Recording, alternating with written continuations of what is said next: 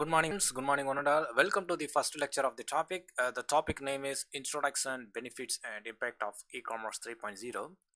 So, according to verse 1, it has been explained about that e-commerce 3.0. So, what about the definition, the next generation of purchasing?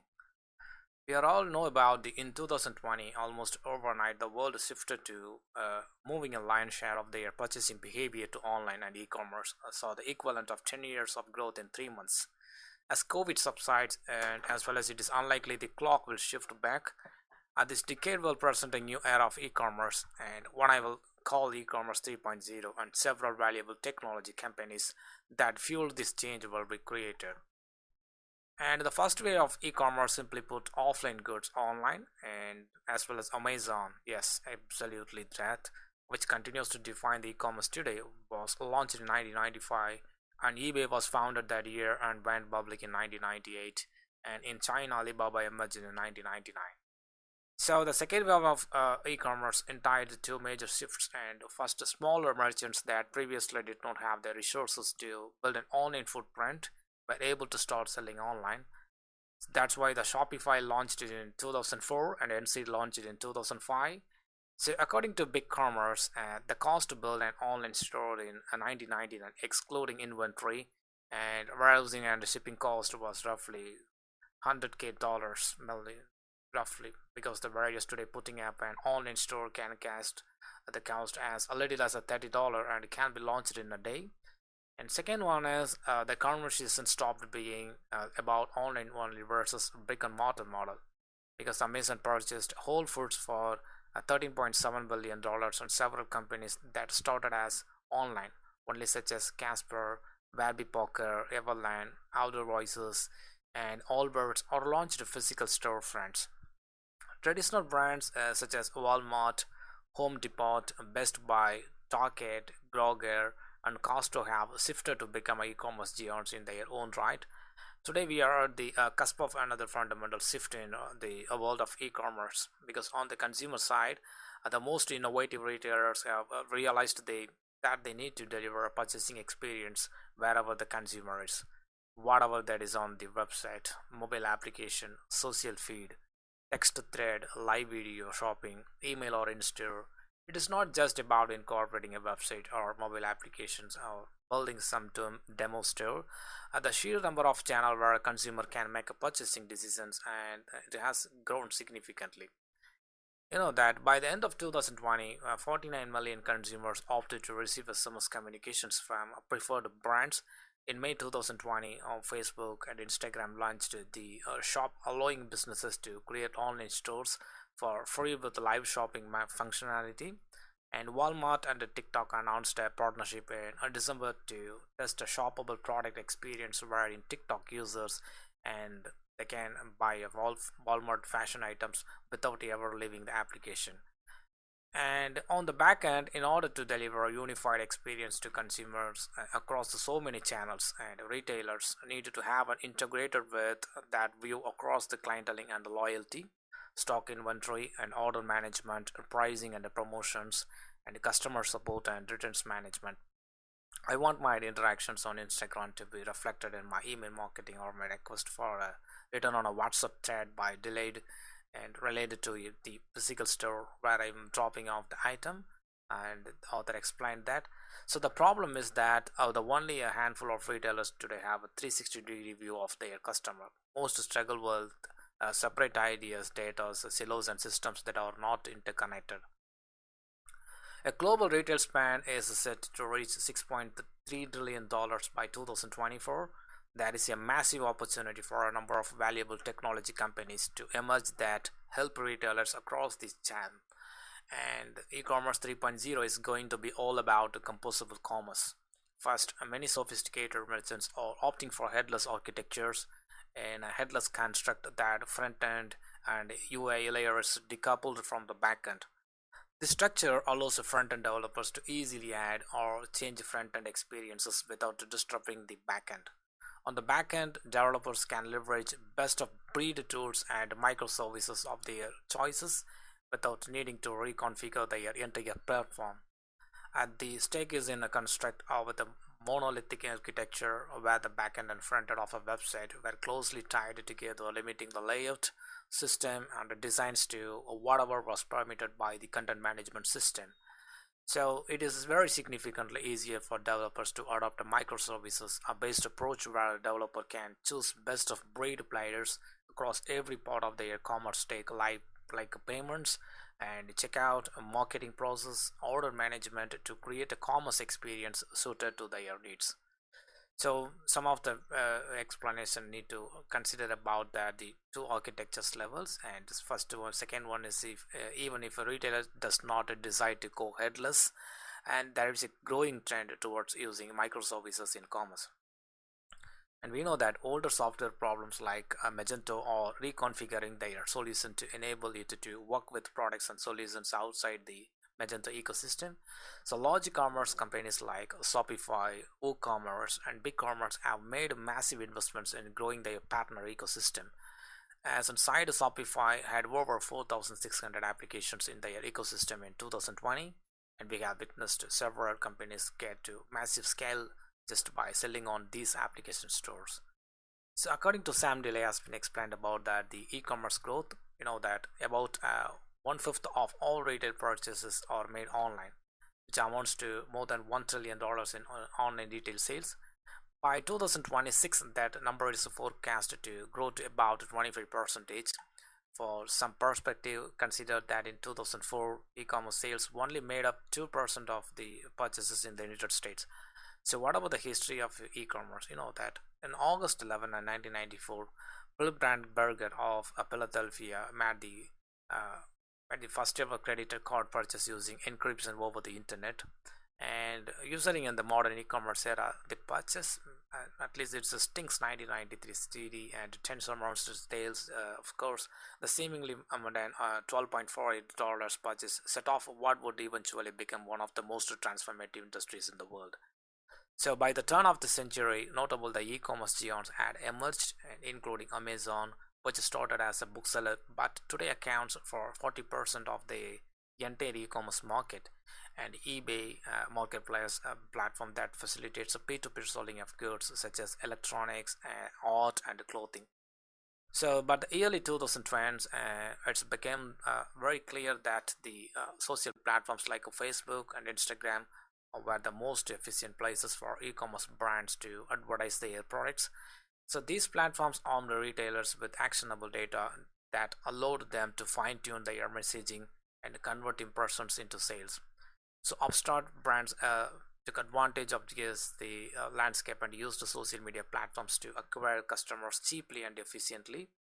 This helped pave the way for the opportunity of so-called, we can say that the direct-to-consumer brands (DTC). The steady growth of e-commerce has at least partially disrupted the long-established physical retail industry, with many shopping malls and department stores suffering due to the less foot traffic. So it turns out many consumers would rather browse for products online and discover new brands while scrolling their social media feeds than drive to their destination. The COVID-19 pandemic provided a surge for e-commerce businesses as more people did their shopping from home and wanted to buy more things for their home, and since they were spending more time there, and according to the annual retail trade survey, e-commerce sales in 2020 increased by 43%, while the pace of online shopping has it quite, but that they kept up in the years since. So that many believe that the pandemic accelerated the upward trend of e-commerce as the primary means of shopping. What are the benefits of e-commerce? E-commerce offers benefits to both buyers and sellers that physical retail stores simply can't. The first one is we need to discuss about the convenience of consumers. E-commerce provides shoppers with an unrivaled level of convenience, and people can buy just about anything they need without getting out of bed and day or night. And it takes just a few mouse clicks or screen taps and a couple of shipping days, sometimes even fewer, for your purchase to arrive at your doorstep. And the sheer ease and convenience of online shopping is no better exemplified than in Cyber Monday, a day dedicated to lower than normal deals on the best products the internet has to offer. And many of these purchases are made in via mobile device effective and as well as the solidifying e-commerce spot as the most convenient and easy way to shop. So second one is a wider selection for consumers. With e-commerce, shoppers also have access to thousands of crowdsourced reviews to help verify your product's quality. They can quickly and easily conduct research and compare products and find the best available price rather than simply sticking with whatever the local retail store has on its shelves. Next one is a lower cost of for business. Millions of entrepreneurs can set up their online shops with a lower overhead cost than traditional brick and mortar stores. There is no need to staff physical stores locations. For example, a wider range for businesses. With the power of the internet, retail stores can now reach customers all over the globe. Prior to the advent of e-commerce, small businesses could only operate in their immediate geographical radius with the smaller customer bases. Today, there are many e-commerce platforms that allow the little guys to compete with the big boss stores on a global scale. And next one is personalization for both consumers and businesses. So e-commerce personalizes the entire shopping experience. This has benefits for both shoppers and merchants alike. So on the seller side, e-commerce allows you to programmatically display specific advertisements and products that directly appeal to an individual customer. So using data on what sellers have viewed or put into their online carts, and sellers can they gently remind buyers to purchase their recently viewed items. This type of information has to streamline the selling process and has enabled online retailers to grow their profits. So that the personalization aspect of e-commerce enables buyers to see exactly what they want and what they want it. Have you ever come across an ad for a pair of shoes you were just looking at 5 minutes prior? What about hotel deals to a city you were just doing some research on? And personalization refines our choices, introduces us to products we most likely want, and help us to make the most well-informed purchases. The data gathered by e-commerce stores bring the right product to us, saving us the time and sometimes money that we normally would spend walking aimlessly around the departmental stores. So that anyone who can access the internet can participate in e-commerce activity, because the e-commerce consists of two types. So according to Geek for Geeks has been explained, number one is a shopping and second one is a trading stocks. So we are all aware with the e-shopping. There are reasons why that Amazon, Flipkart, Tata Click are some good examples of e-shopping. And there are some sites that provide only a certain type of product like GeoMart, which offers only grocery, various Flipkart, Amazon sells everything. And on the other hand, if you talk about the trading stocks, so earlier it was so difficult for common people as they have not much knowledge, also they have to spend lots of money on agents. But now there is a reform in this sector. So influence on the user, that e-commerce has changed the perception of the business. It has affected every individual which was part of the business, whether a consumer, seller, advertiser, or the business model itself. So today the internet becomes a part of our life, we know, because which saves our a lot of time. We cannot imagine going to banks every day for smaller transaction and all. We are engaged in so much work that we do not have time for shopping, and here the e-commerce comes into the picture that offers comfort, convenience, comfort, and most importantly, it saves time.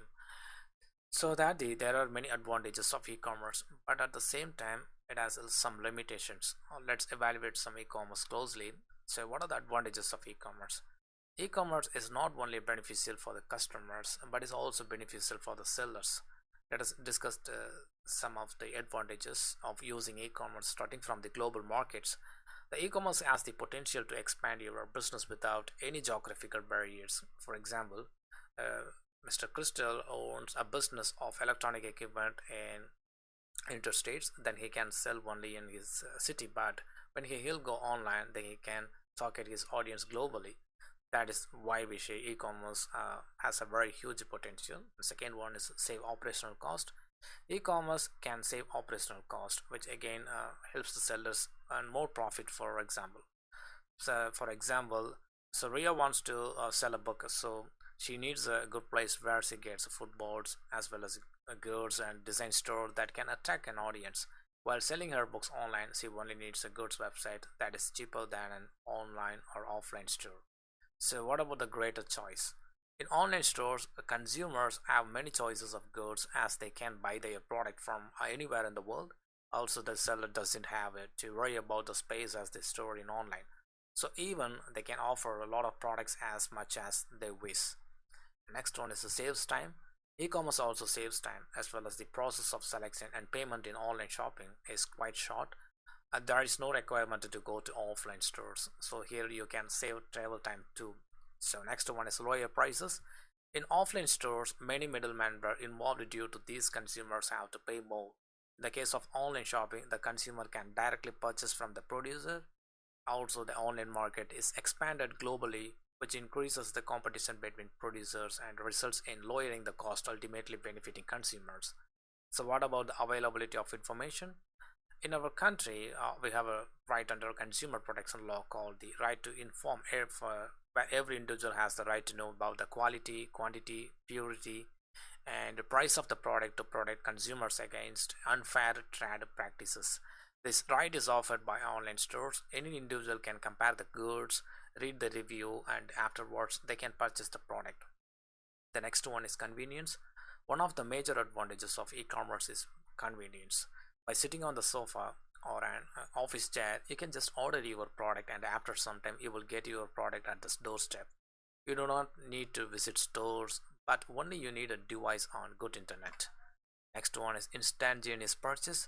You know that the digital products like music, ebooks can be purchased and downloaded at the same time. The consumer has no need to go to offline stores and wait for their product. So final one is online advertising. Many people ignore this point when we discuss the advantages of e-commerce, but e-commerce has expanded the scope of advertising process. Nowadays, the seller can market his or her product through email marketing, social media marketing, inbound marketing within a limited budget and can reach more people. And online advertising has a lot of potential. Okay, my dear students, I hope you have enjoyed the first session. Thank you once again, and thank you all.